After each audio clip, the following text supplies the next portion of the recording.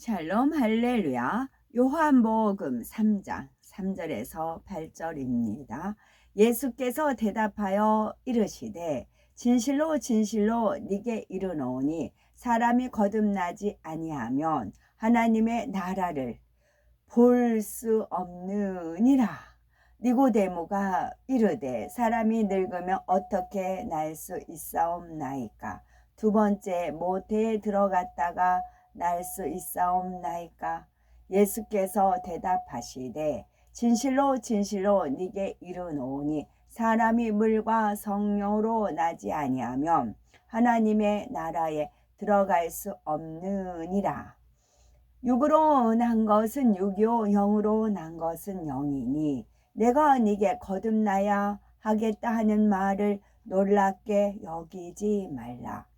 바람이 임의로 불매 네가 그 소리는 들어도 어디서 와서 어디로 가는지 알지 못하나니 성령으로 난 사람도 다 그러하니라. 아멘. 요한 사도행전 2장 38절. 베드로가 이르되 너희가 회개하여 각각 예수 그리스도의 이름으로 세례를 받고 죄 사함을 받으라. 그리하면 성령의 선물을 받으리니. 아멘. 제목은 물과 성령으로 거듭나야 구원입니다.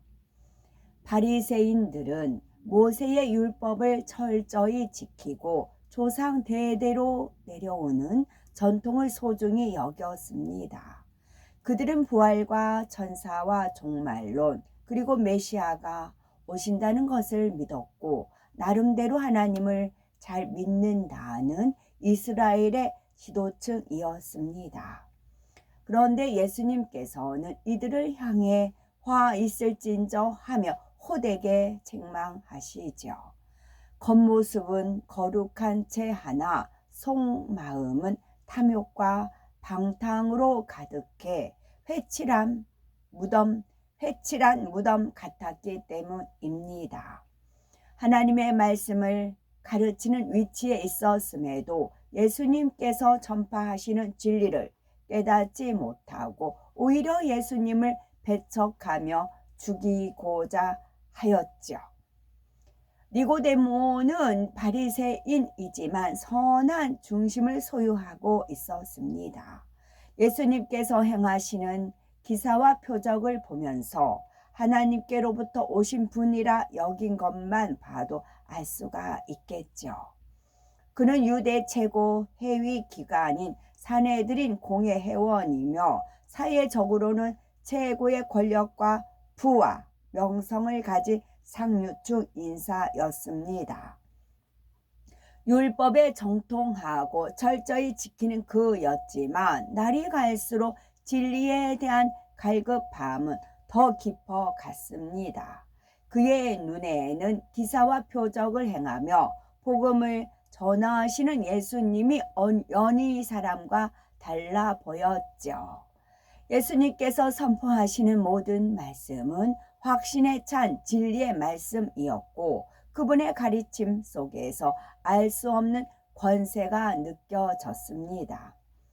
니고데모는 한밤중에 예수님을 찾아갑니다. 주변 사람들의 이목이 두려웠기 때문이었죠. 그런 그가 예수님을 만난 뒤에는 변화됩니다. 예수님을 비방하는 바리새인들 앞에서 우리 율법은 사람의 말을 듣고 그 행한 것을 알기 전에 판결하느냐 하며 예수님을 옹호하였습니다. 이러한 발언은 유대 관원으로서는 쉬운 일이 아닙니다. 자칫 직위를 박탈당하고 박해받을 수 있기 때문이지요. 그럼에도 예수님을 옹호한 것은 니고데모가 얼마나 진실하며 예수님에 대한 확고한 믿음을 가지고 있었는지 알려주지요.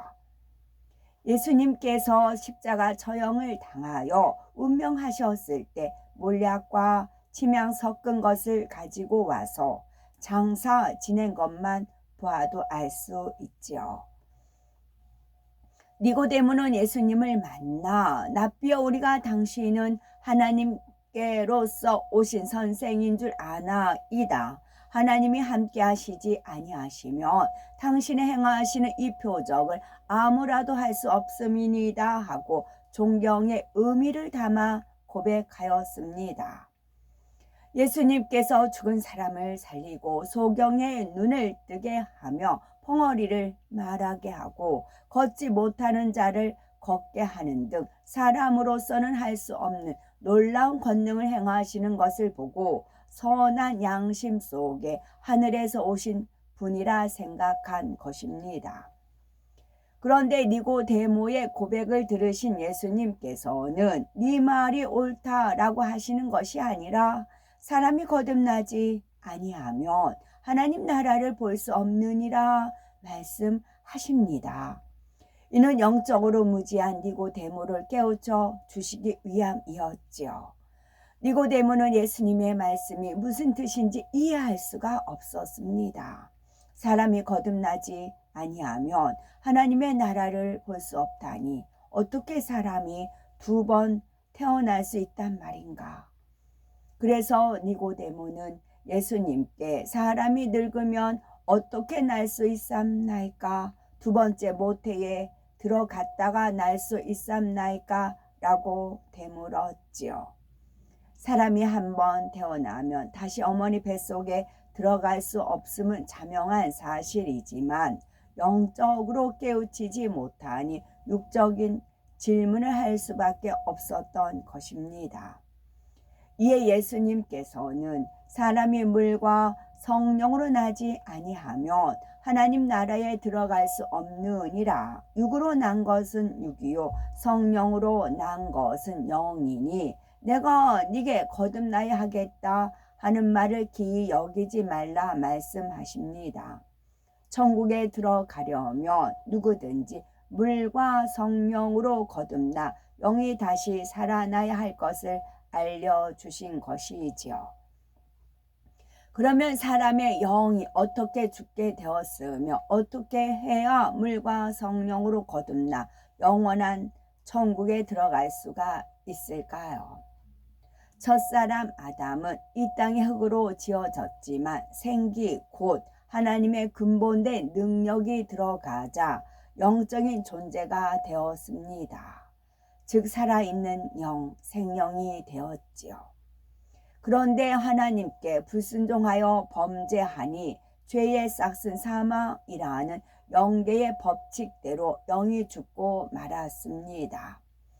아담의 영이 살아있을 때에는 하나님과 항상 교통하며 진리를 공급받았지만 영이 죽자 하나님과 교통이 끊어져 육체의 사람으로 전락하고 말았지요. 즉 하나님께 영의 지식을 공급받지 못하게 되자 대신 원수 마귀 사단이 심어주는 비진리를 받아들여 세상 정욕을 쫓아 살아가게 된 것입니다. 영이 죽었다는 것은 아담이 범죄하여 하나님과의 교통이 끊어지자 진리인 영의 지식이 빠져나가고 비진리가 들어와 영을 꼼짝 못하게 감싸므로 영이 활동을 할 수 없게 된 상태를 말합니다. 이처럼 첫사람 아담의 영이 죽으니 그의 후손인 모든 인류도 영이 죽은 상태로 태어나 어둠을 짝하다가 지옥에 갈 수밖에 없게 되었습니다. 그러므로 사랑의 하나님께서는 만세 전에 모든 사람의 죽은 영을 살리고 누구든지 믿음으로 천국에 들어갈 수 있는 길을 마련해 두셨지요. 그 길이 바로 하나님의 아들 예수 그리스도를 영접하여 물과 성령으로 거듭나는 것입니다. 먼저 사람이 물로 거듭난다는 것은 무슨 뜻일까요? 바로 하나님의 말씀대로 행하여 마음의 할례를 받아 진리로 변화되어 가는 것을 의미합니다. 물로 거듭난다는 것은 하나님의 말씀대로 행하여 마음의 할례를 받아 진리로 변화되어 가는 것을 의미합니다. 여기서 물이란 생명수 곧 진리인 하나님의 말씀을 뜻하며 말씀이 육신이 되어 이 땅에 오신 예수님을 가리킵니다. 요한복음 4장 14절에 예수님께서는 내가 주는 물을 먹는 자는 영원히 목마르지 아니하리니 나의 주는 물은 그 속에서 영생하도록 솟아나는 샘물이 되리라 하시며 영생수에 대해 알려주셨습니다. 물은 갈증을 해소해 주고 생명을 유지하며 더러움을 씻어줍니다. 마찬가지로 하나님의 말씀은 마음에 있는 추하고 더러운 악을 씻어냅니다. 그러나 물이 있어도 마시지 않으면 갈증을 해소할 수 없고 씻지 않으면 깨끗해질 수 없듯이 영생수인 하나님의 말씀을 알아도 지켜 행하지 않으면 아무 소용이 없습니다. 성경에 하지 말라 버리라 한 대로 미움, 시기, 판단, 정죄 등 비진리를 버리면 마음이 깨끗해집니다. 더불어 하라, 지키라 한 대로 사랑하고 섬기며 성경 말씀들을 지켜 행하면 마음 안에 진리가 채워지지요. 이렇게 비진리를 버리고 하나님의 말씀인 진리로 채우는 것이 물로 거듭나는 것입니다. 다음으로 성령으로 거듭난다는 것은 무슨 뜻일까요? 우리가 구원을 받으려면 물 곧 하나님의 말씀으로 거듭나야 할 뿐 아니라 성령으로 거듭나야 합니다. 예수 그리스도를 영접하여 통해 자복함으로 성령을 선물로 받아야 죽은 영이 살아나 하나님께서 원하시는 영의 사람으로 변화될 수 있기 때문이지요. 보혜사 성령은 우리 마음 안에 오셔서 죽은 영을 살리고 진리의 말씀을 깨달아 죄를 버리도록 도우심으로 진리의 사람, 영의 사람으로 변화시켜 줍니다. 이렇게 성령의 도우심을 받아 죽은 영이 살아나서 죄를 버리고 영의 사람으로 변화되어 가는 것이 곧 성령으로 거듭나는 것입니다. 누구든지 물과 성령으로 거듭나지 않으면 하나님 나라에 들어갈 수 없습니다. 에베소서 2장 8절에 너희가 그 은혜를 인하여 믿음으로 말미암아 구원을 얻었나니 이것이 너희에게서 난 것이 아니요 하나님의 선물이라 말씀했습니다. 따라서 사람이 물과 성령으로 거듭날 수 있는 것도 영원한 생명에 이르는 것도 성부, 성자, 성령 삼위일체 하나님의 사랑으로 인한 것이며 값없이 받은 선물이지요. 날마다 성령으로 영을 낳으며 마음의 죄악을 벗어버리고 진리의 마음으로 변화되어 가장 아름다운 천국 새 예루살렘의 성을 소유하시는 아름답고 보배로운 복된 우리가 되어야 되겠습니다. 아멘. 사내들인 공회란 니고데모가 속한 사내들인 공회는 유대인들의 최고 통치 기관으로 오늘날의 국회와 법원의 기능까지 담당했던 곳이죠. 공회의 구성원 수를 총 71명 혹은 72명으로 보는 등 조금씩 견해는 다르지만 대개는 70인이었을 것으로 본답니다.